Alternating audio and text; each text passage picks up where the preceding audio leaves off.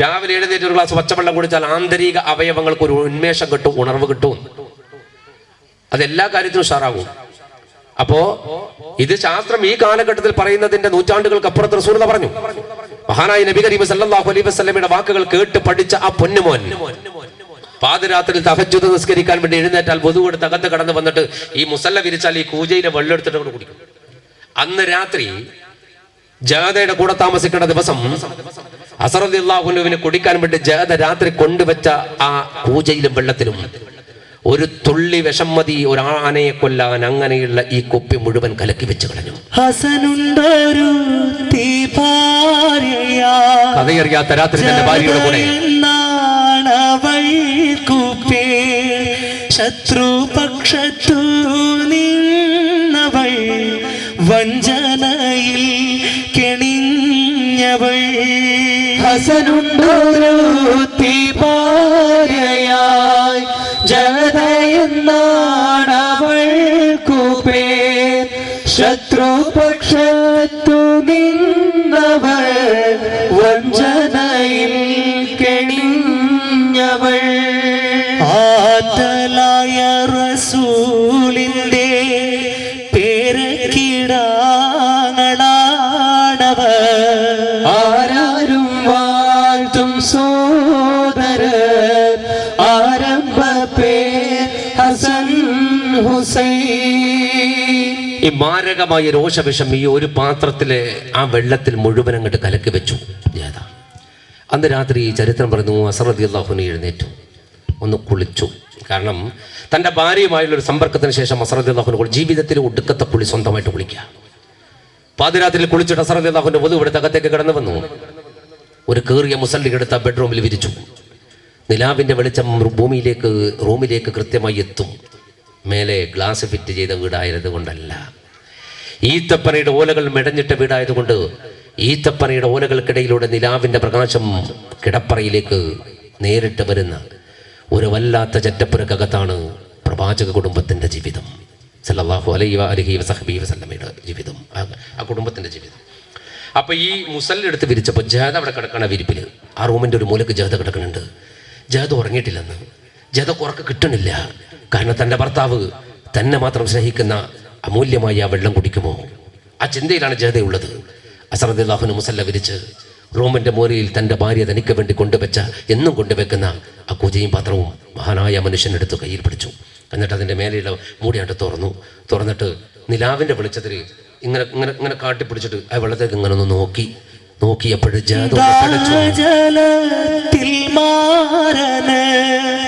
രോഷവിഷം കൊടുത്തവൾ സ്നേഹത്തിന് പകരമായി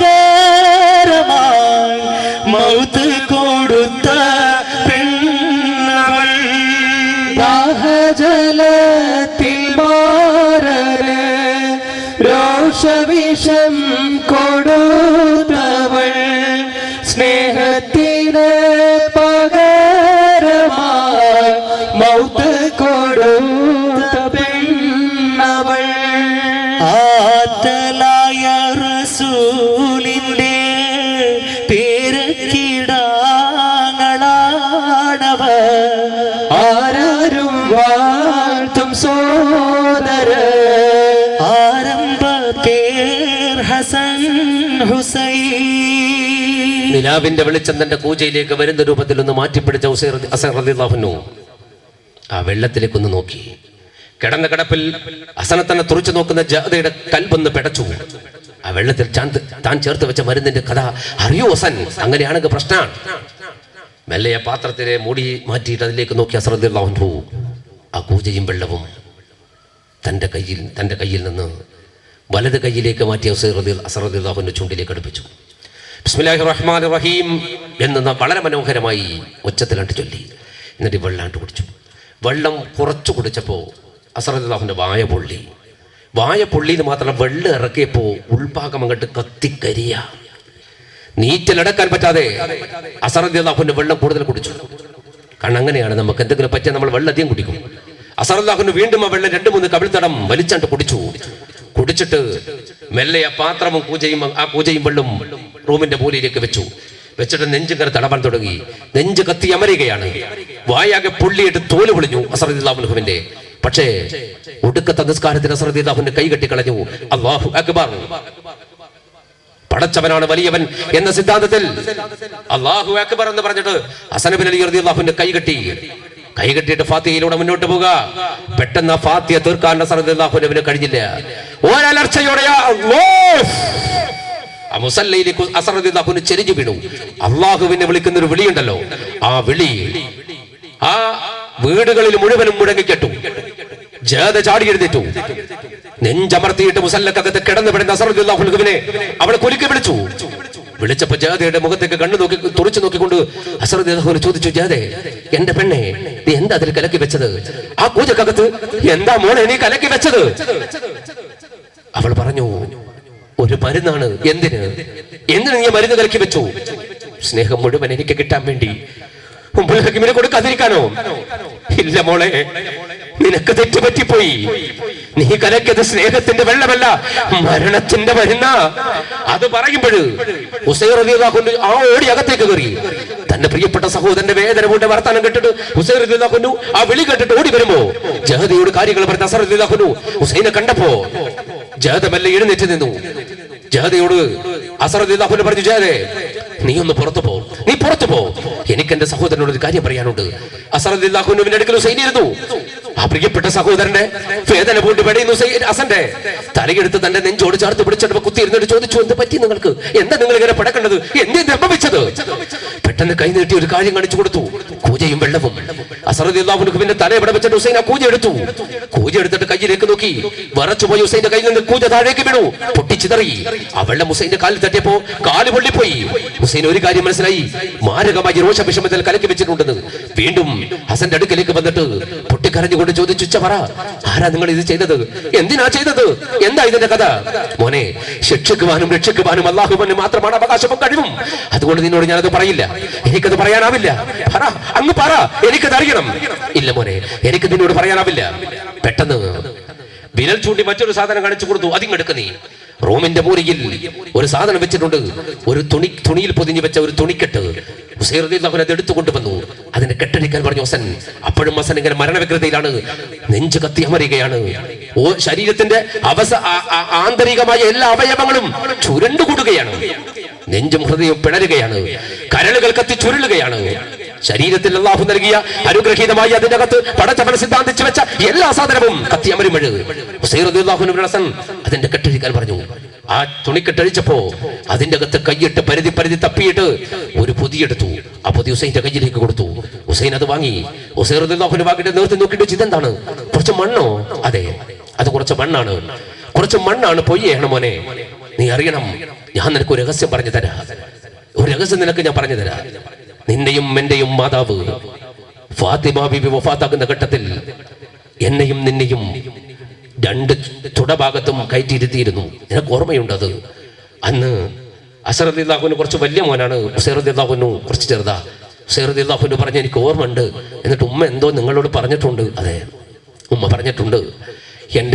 എൻ്റെ മാറത്ത് തലോടിയിട്ട് എൻ്റെ ഉമ്മ പറഞ്ഞു, നിന്നെ സാക്ഷി നിർത്തിയിട്ട്, മോനെ ഹസൻ, നിനക്ക് നിന്റെ പ്രിയപ്പെട്ട ഭാര്യ വിഷം തരും, ആ വിഷത്തിലൂടെ നീ കൊല്ലപ്പെടുമെന്ന് ഉമ്മ എന്നോട് പറഞ്ഞിട്ടുണ്ട്.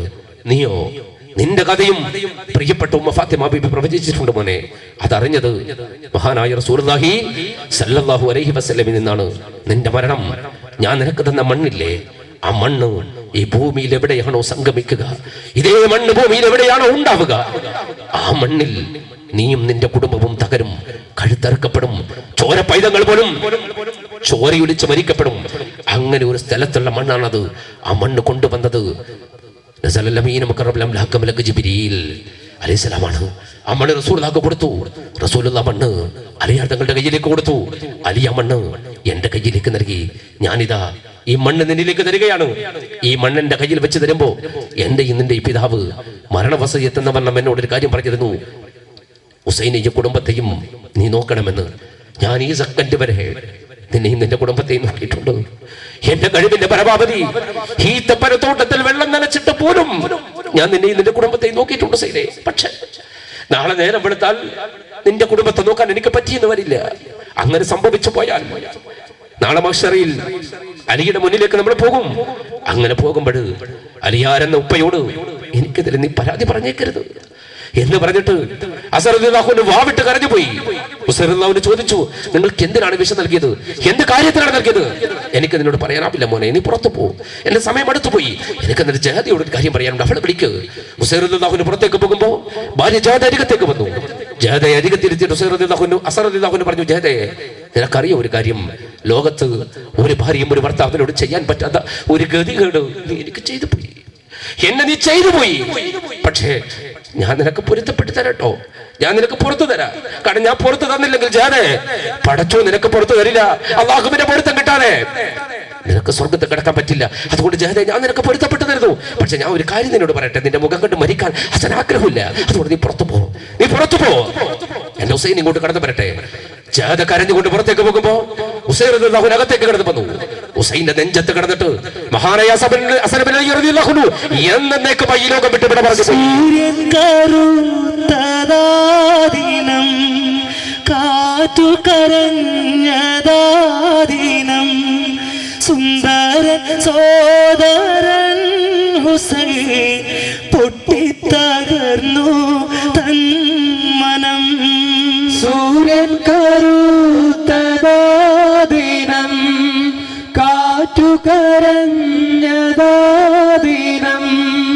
സുന്ദരൻ സോദരൻ ഹുസൈൻ പൊട്ടിത്തകർന്നു